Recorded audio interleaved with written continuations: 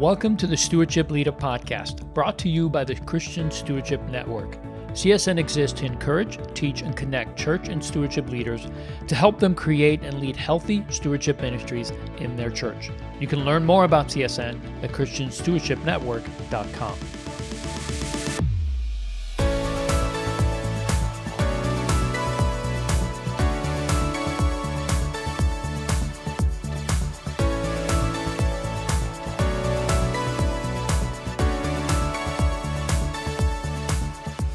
Well, hey everybody, welcome to Stewardship Leader. I'm your host, Leo Sabo, and on this episode, I'm joined by my friend, Steve Carter from Southeast Christian Church in Louisville, Kentucky. Steve, thanks for coming. Thanks for joining me on this conversation about the evolution of stewardship and generosity content. Hey, Leo, it's good to be with you today. Always a pleasure having you on, my friend. You have a tremendous amount of depth when it comes to content. I know that you're always searching, you're always looking at what's out there. So I thought you'd be the perfect person to have this conversation with. And what we want to do today is really just cover what content is available, some of the major ones that I think some of us are familiar with. And if you're new to this stewardship and generosity ministry, hope that this will help to kind of give you some programs to look at. We're going to dig into some of these and talk about what they offer, maybe some of the pros and cons, because there's no one particular content that's going to teach everyone everything they need to know about stewardship and generosity. But we also want to talk about what's happened. I've been in this space, Steve, now for, I think, 21 years. I started in 2002 teaching on this stuff, but really started learning about stewardship back in 1993. So it's literally been 30 years now. But in that process of time, a lot has changed in the way we learn and how we learn, especially in this area of finances. So I'd like to dig into some of that past and talk about what's new today, how that's evolved, and how do we walk through the challenge of how we educate people today, because it has changed considerably in the last 30 years. So let's talk about what's been changing, where we started, and kind of where we are today. And then maybe we'll give some recommendation for folks as they attempt to continue to do this ministry better, as all of us are trying to do. So why don't we start with, what are some of the content that you started with? How has that changed? Let's start there. Well, I started in this, you said 30 years for you. I'm really in earnest, just about 8 years involved in this space of stewardship and teaching people stewardship in the church. And when I started, I connected with a group of passionate people in this area who had been through a Dave Ramsey Financial Peace University class. And most of them at that time were telling me how, well, it used to be 13 weeks, but it's only 9 weeks now. And, it really leaves some things out. And we just, really like the 13-week class. And I was like, wow, that's a long class, because in the church context, I wasn't accustomed to things that were that long, right? It was, a lot of things we do, sermon series and so forth, at least at the church where I'm at, it's 6 weeks long, 4 weeks long, those kinds of things, marriage classes and so forth. So I was a little surprised. 13 weeks and 9 weeks still seemed pretty good. And what I have found is that, as you said, people have really changed in this area. What they're willing to do in a church class or event is their attention spans are not quite as long as they used to be. And I think some of that's just cultural, right? It's the way of the world these days. You get things in a microwaved fashion, much more quickly and easily online. Why do I need to spend that much time on campus at the church to learn this sort of thing? And so we found that there's been a push to go from 9 weeks down to shorter segments of time to get things done. And so pretty quickly, I started to balance. We had the 9-week Financial Peace University. That was very core to what we were doing at our church.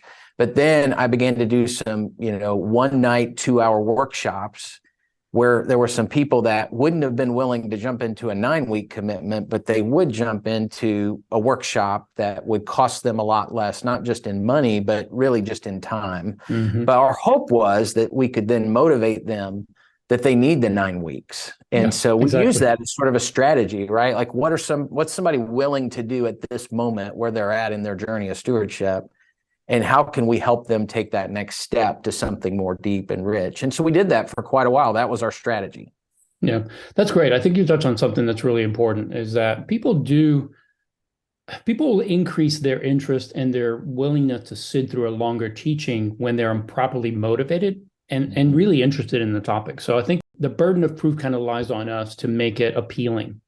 It's true. I mean, we are used to TikTok videos and Instagram videos and the shorts that we just get so much information and entertainment, let's say, out of it. But it's not a lifelong learning, right? You're not going to get your master's degree from TikTok ever. So we have to figure out, well, how do we then, especially younger people who are used to getting their information that way, how do we help them understand that, yes, that can bring up a topic. You can learn something very short. You can learn something in a 1 minute video, but how does that fit in the overall journey, especially from us in a church context? How do we disciple people? Because discipleship is a lifelong process, and finances and money and possessions and giving, all of that is part of our discipleship, right? Jesus said that we are to teach people. He told this to the disciples and to all of us, teach them to observe all the things that I've taught you. Okay. Well, he talked a lot about money. So how do we teach people about money? And we've seen, you mentioned Dave Ramsey went from 13 weeks to 9 weeks. And I went through the 13-week, and then I was happy to see the 9-week, because some of the stuff, honestly, in a long class like that, there's some things that there was so much information overload that at some point you're like, I can't contain it all, because you really can't apply all of that. You're learning about insurance, you're learning about investing, you're learning about budgeting, you're learning about getting out of debt. After a while, you're like, okay, I'm week 6. I can't obtain any more information because I can't apply it all fast enough. And that's something to consider. If you can't apply the information you're learning, you're probably going to drop out at some point or stop listening to certain things and only focus on the things that you can handle. So I think there's a value in offering shorter classes, but doing it in such a way that it's providing real answers, real information that you can apply. And I think that that's a good recipe moving forward. I still believe that it's going to take time. So whether you want to break up a 9 weeks into 2 segments of 4 and 5, or if you want to take 10 weeks and break it into 5 2-week classes, whatever you want to do. But at the end of the day, you have to give people what they need. But more importantly, I think, is the thing that I really want to dig into is, how do we take the content that we have and make it more applicable, right? Because you and I, we're a little bit older. It was expected for us to sit in the classroom and listen to lectures. But today it's not the same, right?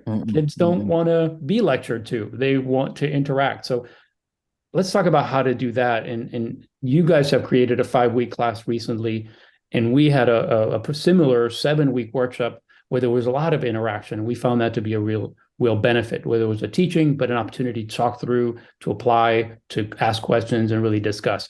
How are you guys doing that? How have you adapted some of what you're doing? Yeah, we did. We did feel like we needed to begin to adapt to some of the way that people are willing to receive this sort of teaching and training and learning. And so we began to look at a different model than the 9-week class that we were doing. And so we talked to the leaders at all of our different campuses and tried to understand what would work well for your people and in your context and from what you're seeing. So you can kind of did a little bit of a survey, tried to understand what they're experiencing, what they're seeing. And really what we wound up with was a target of 5 weeks that we felt like that would really work for us. And then we began to work from within there and say, well, what can we do really well in 5 weeks? And then a second aspect of what we did was we even thought through, like, we used to allow a 2-hour time frame for the class, right? Because there was an hour worth of video and an hour worth of table time and discussion and working on some practical things.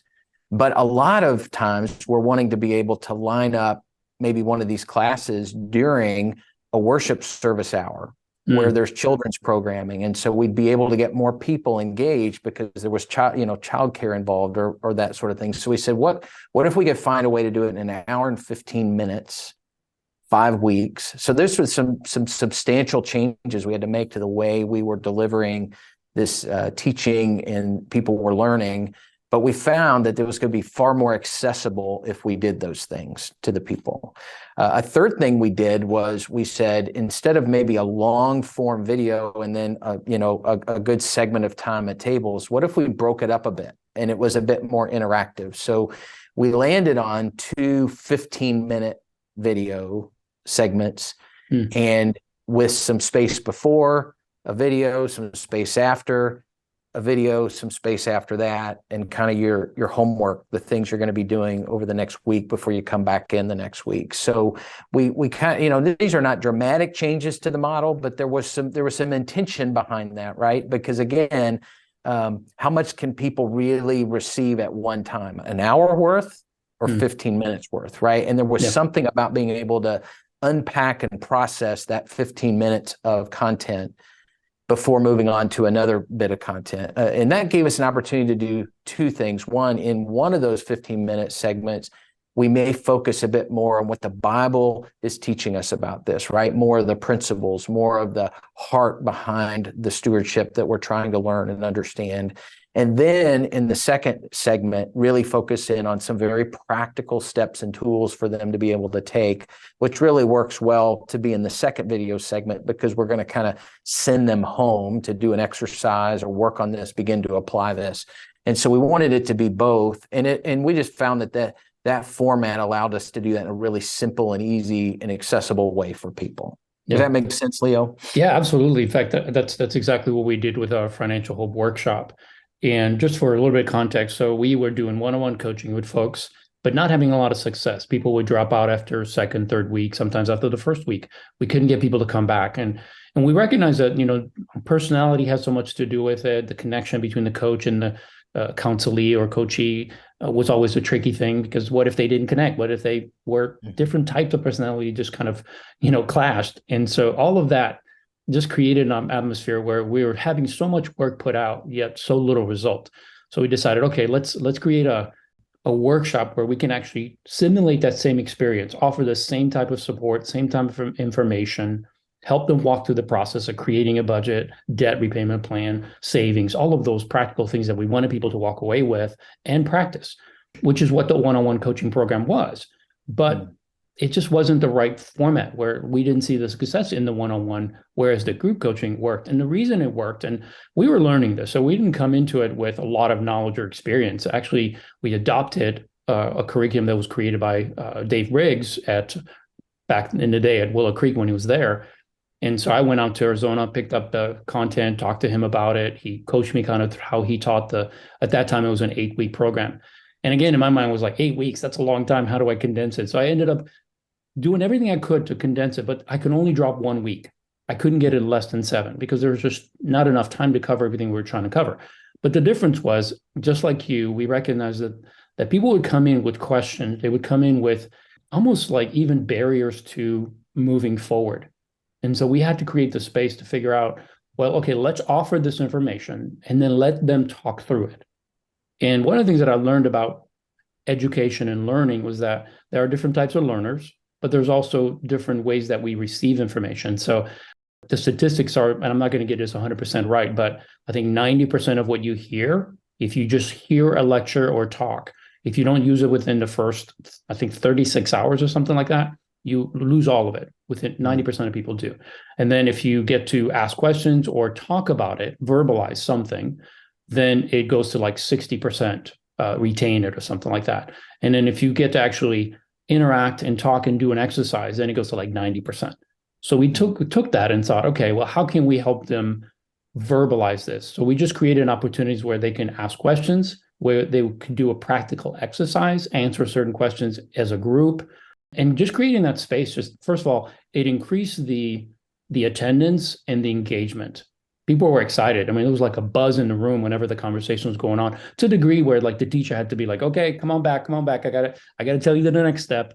And so, but it was exciting that way, because people walked away not just having heard something that may never actually come to an action, where actually they were doing it in the classroom. And that's something that we really wanted to do, is we didn't want them to go home and do something. We wanted them to practice it in the class before they went home. So if they had any kind of trouble with it or questions or weren't certain about something, they can ask right there before they leave. That way they couldn't come back. It's like, I didn't understand that part, so I didn't do it. You know what I mean? So I think that was a huge part. And again, we were learning. This was back in 2000, probably 7, 8, 9, 10. Actually, no, I'm sorry. That's when we were running the one-on-one. It was probably 10 to 13 when we adapted this and began to tweak it. But it made a huge difference. We saw such a higher success rate. in that class than we did in the other classes that we're offering. And that just spoke to the fact that people need more than just a lecture. They don't just need the information. They need a way to interact with it, interact with the teacher, ask questions.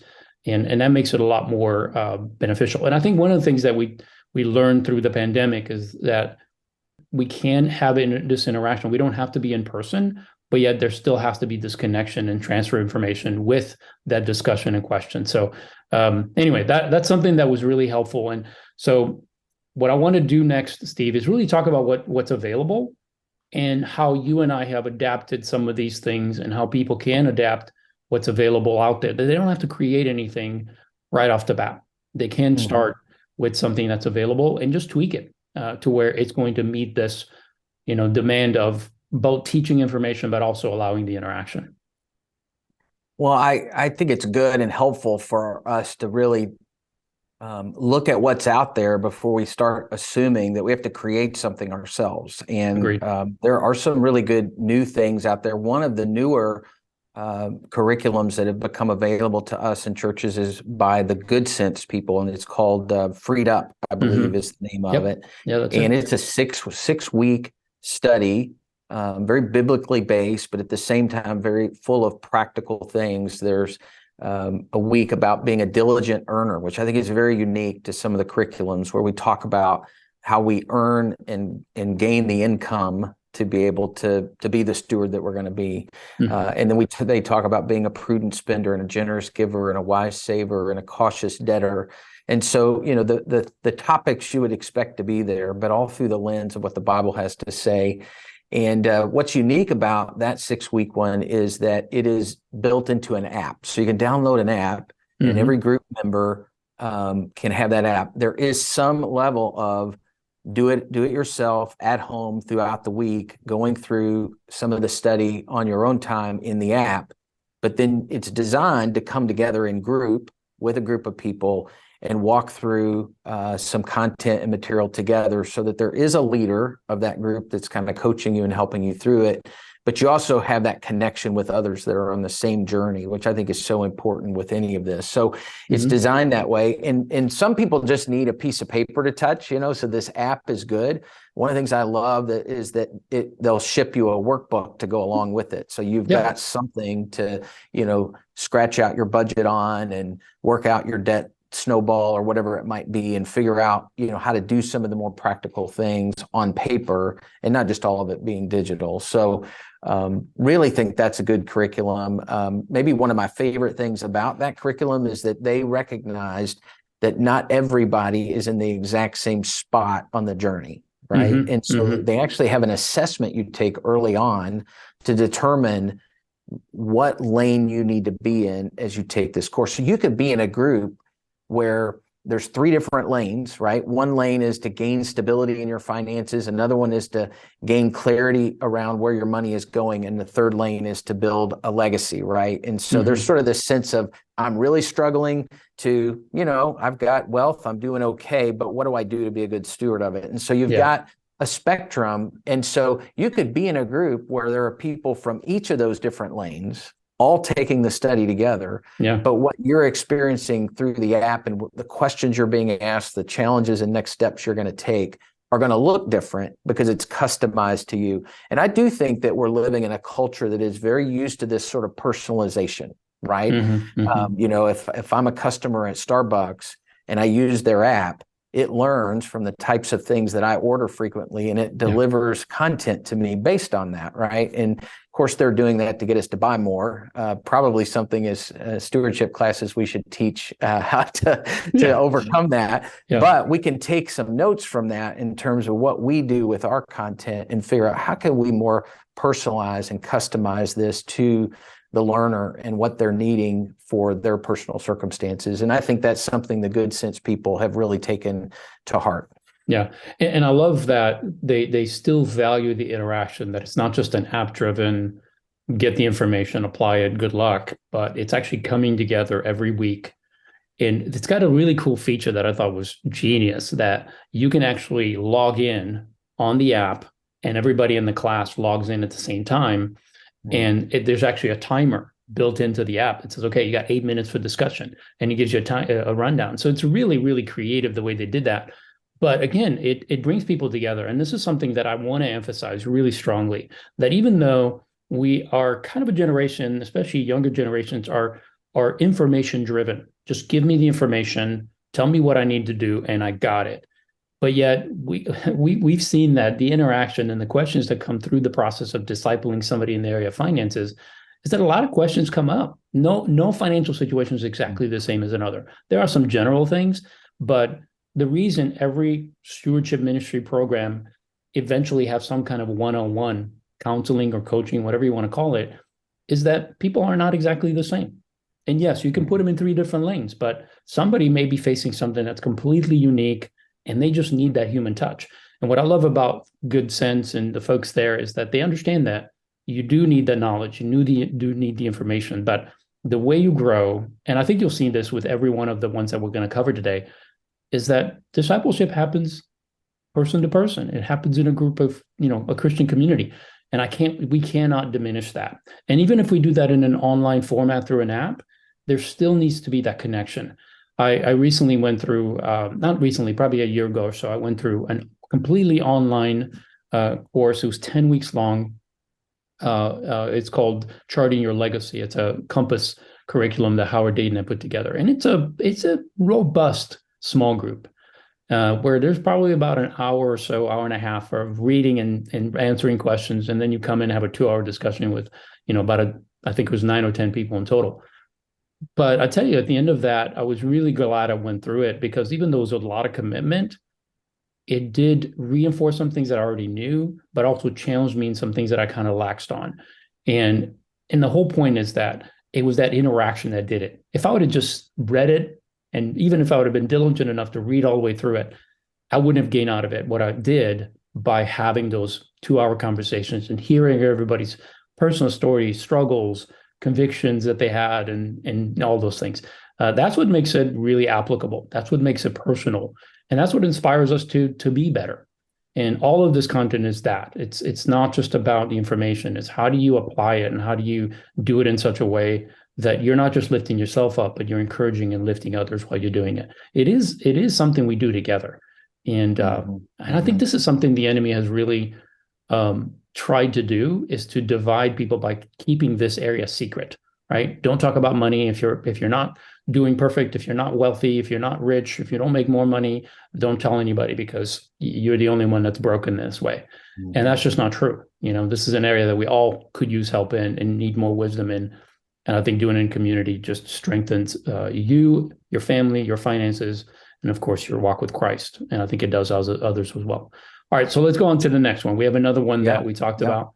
The second one that comes to mind is the Compass people, who have been doing this for a long, long time. I would guess more than 30 years. It kind of, was part of Crown in the past, and now there's Crown and Compass. And so there's a lot of content out there, but they have a core study. They have a number of studies, including the one you just talked about, Charting Your Legacy. But their core study would be called Building Your Finances God's Way. Yep. And it's a 7-week Bible study. They make no mince about it. It's Bible study. But it is designed for small groups. So this would, probably not be ideal to get a room full of 30 people and do it in table groups. I think it's really designed more for the, 12-person, 15-person, kind of small group environment. You could do it online. You could do it over Zoom, although, it has its challenges. We've learned how to do that through the COVID season. And some of us, have had some good experiences. Some of us have had some bad experiences trying to do that. But it certainly allows you to go through a Bible study on stewardship, but it covers some very practical things related to giving and spending and investing and getting out of debt, and covers things like contentment and how you teach your kids about money and having a more eternal perspective. So you really get a really well-rounded view of stewardship in this course. And it comes with some videos. You can watch a video together as a group if you want, or maybe it's something you watch at home and then you come together to talk about it. But it is something where you'll have a bit of homework every day, right? I say homework, but it's some time for you to do personal study, answering some questions, reading some scripture, trying to unpack what you're learning about stewardship. But you'll also each week, if I'm recalling right, Leo, I think you'll have a step to take, like, put together your budget that you're going to start living on, and list out all your debts and some of those typical things that you'll see in many of these classes. That's also a part of this, even beyond it being a very good Bible study on the topic of stewardship. There are a ton of resources. They have a lot online that you can do, different calculators, different aspects of it that can be done digitally, but they can also send you a workbook that you can hold in your hand and use as well as you go through it. So I really like the Compass study, particularly because it's just a very biblically based view of stewardship, and you're going to really change your heart beyond just changing your practices. Let me add something. Let me add something here. I think the challenge sometimes is that when people are coming with financial stress, it's really hard to put them into a Bible study that doesn't have that accelerated impact of relieving the financial stress, right? So this is a hard balance sometimes to strike, because as a stewardship leader in the church, you're going to have people that come who are just in financial difficulty, right? So they need relief right away.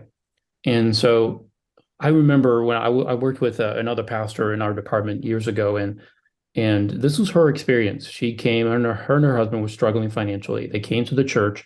They were put into a Bible study. And back then it was 12 weeks. So it was 12 weeks of just learning what the Bible says about money, but yet every day they had to deal with the financial struggle. And from a practical standpoint, the study just wasn't very strong, because about 80% of the time, now the information was there, but there was no time in the classroom to actually walk through that and help you put those steps together and learn how to put a debt snowball together, how to talk with your creditors. There just wasn't a lot of time devoted to that, because like you said, it's a Bible study. It lays a biblical foundation for stewardship and generosity. And that's needed, it's important, but that's the challenge sometimes. Like, how do you manage people who have that financial need to have some real answers, have some real questions that they have answered, so that they can see some of that relief happen right away? And her experience was that after 12 weeks of being there, it didn't really help her financially, because there wasn't a lot of time devoted to helping her with the practical. And so she became a real proponent of the Financial Peace University, because from day one, Dave's like, get out of debt, stop doing this, start doing that. And so you have to understand that, people have different needs. And I think, again, coming back to what we talked about at the beginning is, yes, you have to teach a biblical understanding, the biblical principles, all these things that Compass has, some of what's in the Good Sense Freed Up content. But you also have to be sensitive to the fact that people have real financial needs and struggles. So you need to figure out space on how to do that. The way my wife and I would do it when we did these Compass studies, because we did a bunch of them, we would say, hey, we know that sometimes people are in financial situations where they can't wait until week 5, to talk about debt or whatever the week was at that time. And so we would say, if you have questions, if you need any specific help, we're gonna carve out some time, before the class. You can come an hour ahead of time. My wife and I will be ready, and we can just talk to you. We can just offer anything we can. We knew the practical side. We had been on a budget now for probably over 10 years. We had all the tools that we could give them, but we had to make room for it. And that was just something we did as a group leader. I wasn't a pastor. I wasn't on staff at the time. So I think you have to just be sensitive to that. It doesn't mean you have to change the curriculum to fit that, but I think you have to make space for it somehow, whether you offer additional one-on-one coaching or some other, program that comes along with it. But again, this is a Bible study, so we want to be very clear that a lot of the time will be spent on just building that biblical knowledge. But there is financial discipleship app. There's mobile tracking tool, interactive prayer tool. There's build videos, so that shows you how to practically build your budget and doing your finances God's way. But a lot of that is left up to you to do. So the information is there, but if you need the one-on-one support, you have to ask. You have to, or as a stewardship leader, you have to be sensitive to that and engage with people and figure out, do I have something else that I can offer for those folks? Anyway, that you just have to be sensitive to that. But it's an amazing curriculum, and I really have a kinship to it, because it was the first thing that I went through that really built a strong foundation. Leo, you said something to me about 6-8 months ago. We were having a conversation on this very topic, and it's that there is no one size fits all class or curriculum for everybody in your church.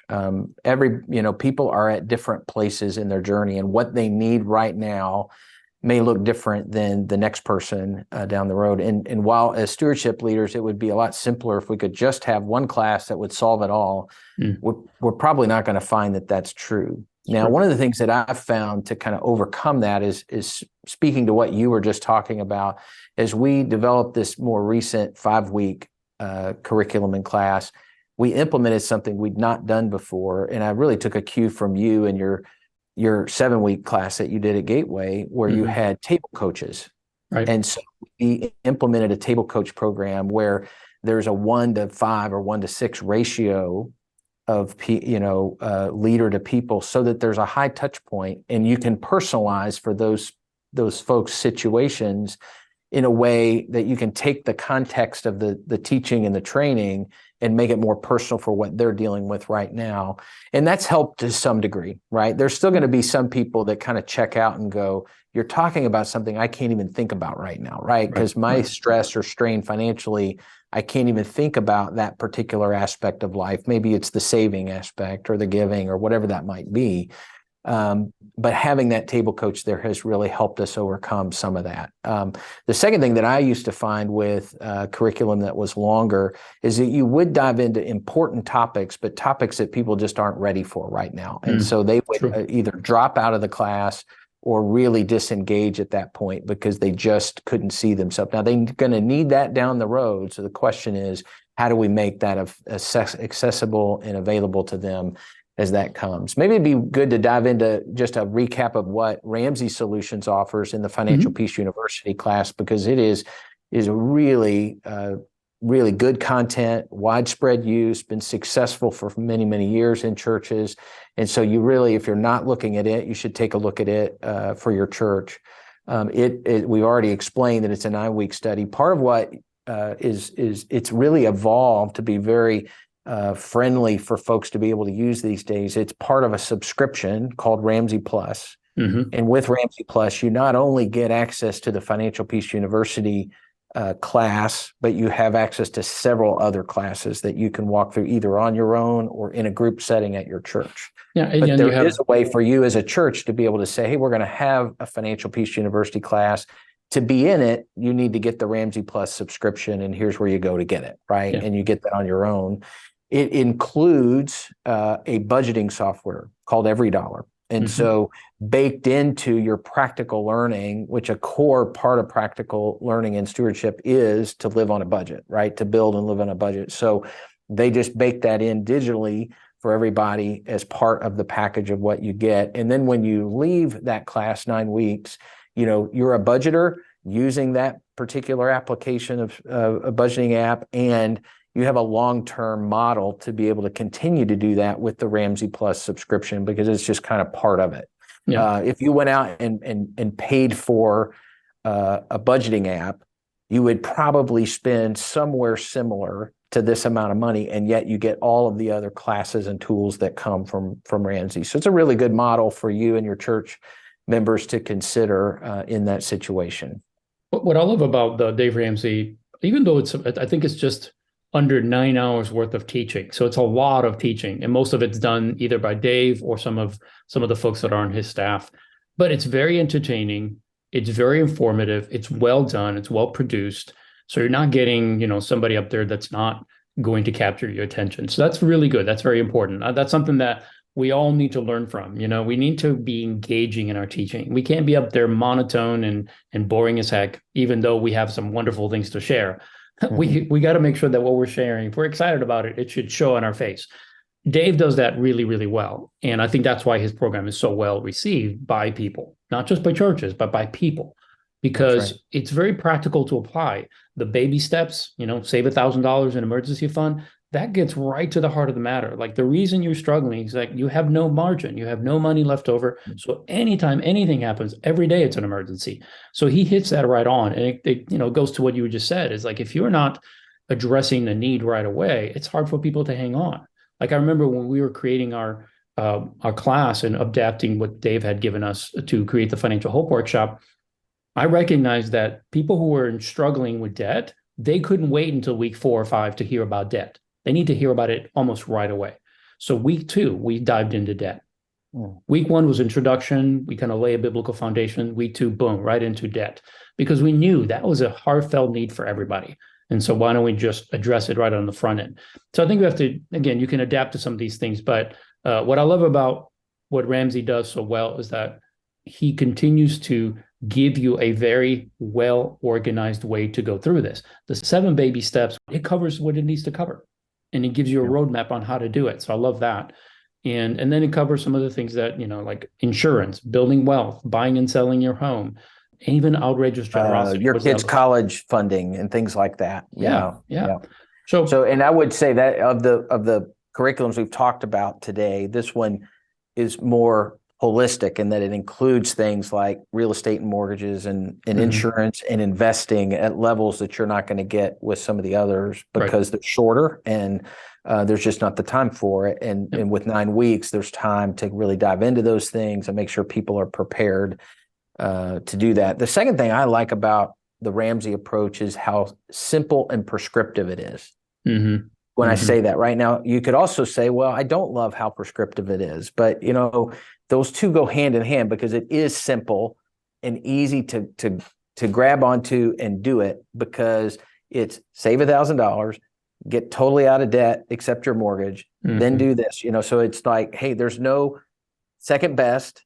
Dave, in his newest video teaching, uses a term called ish. He goes, no, you're not going to do any like Ramsey-ish stuff. We're just going to do it or not do it. And so I think that's the thing that I like about the clarity, the simplicity that the Financial Peace University course brings to people who, in their time of need and struggle and trying to get better in stewardship, they really need that. They need that clarity. Now, one word of caution here: just know that this is not a Bible study. This is financial education, very well structured. It does talk about generosity. Dave is a Christian. He obviously, promotes the fact that he is a Christian, but this is not a Bible study like, let's say, the Compass is. So just know that you're going to get practical stuff. And I think this is where we've always, we've been have had a very good relationship with the Ramsey folks. And even in they have said this, we've said this, being together, and said, Ramsey Plus and Dave Ramsey's Financial Peace University is not the only education you need, financially speaking. It is a great content. It's great information. It's something that you could definitely use. But if that's all you offer at your church, you're not going to build a biblical foundation under people. You're just going to give them financial knowledge. And that's good. But again, it's not just about knowledge. It's about realizing that this isn't really a money issue. This is a heart issue. So you need to build that biblical foundation. And I think you have to use Financial Peace University in concert with other types of teaching. So ideally, you want to run people through like a Compass study and a Dave Ramsey study. It's just, that's 16 weeks of commitment. So it's a commitment. So you have to be careful. But ultimately, I love it. I think it's a great content. I hope it'll be here for many, many years to serve churches. Let's move on to the last one. And this touches on the generosity side. Yeah, I do think that, speaking to what you're saying, there's not just one class we need to have. There's not just one thing we need to do as a church. The folks from Generous Giving, which is another organization that for 20, 30 years have really been trying to help Christians connect into the fact that God is a God who is generous, and he made us to be generous. And what would it look like for us to be sort of unleashed as Christians on the mission of the gospel as it relates to using our resources to build the kingdom. And so they've built an experience. It's more like a retreat. It's not like a class. It's a 24-hour experience in a group that's relatively small. I would say the model probably works well when you've got maybe 8 couples or less. It doesn't have to be married couples. It could be single folks. It could be a blend. It could be just a group of women. It could be a group of men. It could be couples. However that might work. But in their ideal scenario, you would get away, maybe an hour away from where you live, in some place where you could really focus and be attuned to the Spirit and what the Spirit wants to lead you in on this journey. But if you can't do that, find a way to do, the best thing you can do, get a room at your church and spend a day together. And maybe it starts at, 9 o'clock and ends at, 8 p.m., but you've got pretty close to that 24-hour period of time together. In an ideal situation, you would maybe start at 2:00, do an overnight experience, and end at noon the next day, something like that. So it's this sort of a retreat environment. But there are really three objectives of the Journey of Generosity retreat. And the first one is that people will learn how to excel in the grace of giving. There is this sense in which all of us need to lean into this. This is not an optional thing for a Christian, right? If you look at the early church, generosity was a mark of the early church. So we want to figure out how can we be that way in our giving. The second is in that retreat period in time, and it's really designed in a way to allow for this to happen, is to be able to listen and obey to the Lord's prompting in our lives. This was really, really powerful for me and my wife when we went through it. I'll tell you how it ends. I don't think I'm giving away anything, but in the last hour or so of the retreat, you go off for about 20 minutes by yourself. And then if you're married, in a married situation, you come together with your spouse for about another 10 minutes or so, and you share what the Lord's been saying to you over this last day or so, and where you're feeling him leading you as it relates to this subject of stewardship and generosity. And boy, it was really, really good for Shelley and I to talk about what the Lord had been saying to us. And it was very, very clear to us, some of those things. And we made some substantial changes in the way that we do our giving and the way we think about giving. And we live differently now because of that. And I don't think that would have happened if I'd have just walked through some very practical course, here's the 4-step plan to giving, right? But it was because it was an environment that was away and unique and different that allowed us to really lean into what's the Lord saying to us. And so throughout that experience, that's going to be part of what happens. And then finally, and this is what happens for so many people, is that they develop a vision for sharing the joy of living generously through this retreat. I was talking to Todd Harper, who is one of the founders of the Generous Giving Organization, and he had recently led a Journey of Generosity retreat for a Christian who is super involved in kingdom work and had been for many, many years in a substantial way. And the understanding I had was that this was a person who God had blessed with a lot of wealth.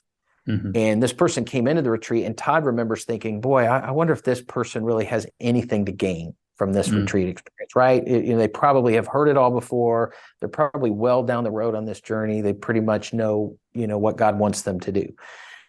That couple came up to him at the end of the retreat, one-on-one with Todd, and said, my wife and I have decided to change everything about the way that we're doing our giving. And he was really reminded again at how there is a work that the Lord can do in each and every one of us, no matter where we're at on our journey, to take us a step further. We never stop growing in these areas. And this retreat really gives people the opportunity to do that. Just practically, what does this retreat look like? You don't have to prepare a lot. If you're a facilitator of this retreat, you can get trained to do that in a very easy process. Leo, I think you just recently did it. Yeah, just went through it. But they also provide you videos, and most of the videos that you're going to show are either some teaching from people like Dr. Tim Keller, or some stories from people who just share their own testimony about giving and how God has worked through their life, in and through their lives around giving and generosity. And there's just this power in the stories that help change you and motivate you in ways around this that I think anything else wouldn't do. And so they set you up with all the video testimonies and the group discussion guide that you use.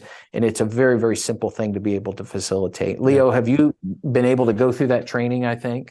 I've been through the training. I haven't run a training since I've gone through it, because I literally just finished it last month.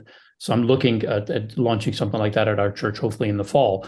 But I have been through it, just like you and Shelley have been through it. My wife and I have been through it. And you're right. I mean, I don't care where you are on your journey. It'll speak to anyone, and you don't have to be a person that has all their, money set aside and you're kind of ready and you've built up the wealth that you need to live on and you got it all squared away. No. It's really for anybody, because generosity is not how much money you have. It's a heart condition, and it's living in such a way that you're saying, God, everything belongs to you, and to whatever degree you want me to manage it, that's what I'll do. And it is really inspiring to go through it. And what I love about the organization is that it is fully funded, so they do no fundraising. And when you go to these events, there is no ask, there's no appeals for funds. In fact, you're not ever supposed to do that. That's a rule. Like, no, we don't ask for money, because you really want people to understand you're coming here just to be exposed to an experience that allows you to ask the Lord what He would want you to do differently, or continue to do that you're doing, and also have that connection with your wife so that you have an agreement. You're doing this together. If you're married, this is not one of you may be more inclined to be generous than the other. But believe me, you have to balance each other out. And so both of you going through it, it's so crucial. But I love it. I think it's a wonderful ministry, wonderful people. And I think every church needs to have this program. Maybe you don't implement it day one, but at some point, don't think, well, I don't have enough wealthy people to give this to. Let the Lord sort that out. That's Just right. Make it available. And I think you'll be surprised what God is going to do. And one more thing I want to say about that, Leo, is that don't despise small beginnings, right? You just get one group together and do one of these Journey of Generosity retreats. And what will likely happen is there'll be one or two couples from that says, hey, I've got some friends I want to do this with. Could I do that? And then you're just, as a church stewardship leader, you're just saying, sure, I'll facilitate that. I'll help that. And before long, this thing is multiplying through your church, just through some word of mouth, through, the lay leaders in your church, just kind of taking the next step to assemble a group of their friends together to learn the same thing. The power of this experience will cause people to want to do that, to want to share that with others. Yeah, so anyway, absolutely. I just encourage you. Leo, is there some other things you want to talk about as we wrap up? I think the only other thing I'd like to inspire some of these folks that are listening to us that are in the trenches doing this is a couple of things. One, the content we covered is not exclusive. It's not an exhaustive list. There are other things out there. If you know of some that we didn't mention or we may not be aware of, please email me. Let me know about it. We want to promote content that's good content that's helping people be discipled in this area of stewardship and generosity. So if you know of something that we should know about or have never talked about, then by all means, let us know. You can contact me at leo@christianstewardshipnetwork.com. So just email me directly. I'd love to hear that. The other thing I want to say is that like I said earlier, we both said that no content is going to take care of everything. So even though you look at everything that's available out there, there may be a need. We both have found this at our churches, that there may be a need for you to sometime down the road, it shouldn't be the first year or so of your ministry, but there should be at some point probably the need to create something that's very unique to your culture and to the language and DNA of your church. My recommendation that this is something that's a 2-3 week workshop or class, or something that you built in maybe into your member class that is specifically addressing the fact that this is what we believe. We believe stewardship and generosity is part of the who we are in Christ. We are stewards. And so you're just laying that foundation for people to know that this is for everybody. It's not for people who are struggling financially. It's not for people who are wealthy. It's for everybody from every walk of life. Stewardship is part of the Christian walk. We are stewards. The only question is, are we going to be good or are we going to be not good stewards, right? I mean, that's ultimately at the end of the day, we're going to be judged by that. But it is something you may have to develop, and that's okay. But I do believe there's some great content out there that will take that burden off of you so you can implement and start discipling people. That's probably the most important thing. Do something at your church, talk to your leadership, get this going if you don't already have something going. And if you do, then hopefully what we shared today inspire you in some way, encourage you some way, but also hopefully gave you some other content that you haven't considered doing so that you can look at it and potentially use it in your church. I just want to encourage everybody out there. You don't have to feel this pressure to create your own content. There are some things out there that you can quickly implement and get going. There are going to be some people in your church that raise up and go, I'm passionate about this. I know a little bit about this. I'd love to help other people with it. And you can get those table coaches in place, or you can get those folks that can kind of facilitate and lead some of these studies. I think you just got to take a step and try something. That's the other thing, right? Try something. And if it doesn't work, evolve it, change it, look for ways to, keep figuring out how to do this. And don't imagine that there's a one size fits all. Even though you start with one thing and get something going, there's probably going to be a need to balance it out with some other things. And I would encourage you, there will be times where you might want to create a 2-hour workshop about some felt need thing that's specific to what's going on in your church or the people in your church, or where God is, kind of what God's bringing to you. There's so many books and materials out there that you can gain information from to build those kind of things. So don't worry about that. You'll be able to figure out how to get those things done. But if you're not doing these things already, you should dive in and start doing them at your church. Yeah. Thanks, Steve. And thanks for joining me for the conversation today. I appreciate your time. And for you, our listener, thank you so much for being with us today, listening to this podcast. I hope it has helped you in some way. I hope it's inspired you, and I hope it's given you some information about content and about how you might use it both personally, but also in your church. And if you want to know more about how to do this, that's what CSN is all about. We're a community of stewardship and church leaders that really love this topic. We know that it's an important part of our discipleship, and as I said earlier, we are stewards of everything God's entrusted to us, and we want to be good stewards. So if we can help and come alongside you, support you in this journey, we would love to do that. You can find everything about us on our website at christianstewardshipnetwork.com. We have a membership for churches that is very inexpensive, that can connect you with dozens and dozens of stewardship leaders all over the country that are doing this. So you can get help from these folks. You can connect with them individually and find out what they're doing and learn from them. We also have events. Our next event is the virtual forum. It'll be on September 13th, and we'd love for you to be part of that. It's a learning opportunity, but also it's an engaging opportunity. We get to communicate and have discussions after every one of our breakouts, and it's really a place where you can learn more about this topic. We would love to have you be part of that. Thanks again for joining us for this Stewardship Leader podcast, and we'll see you next time.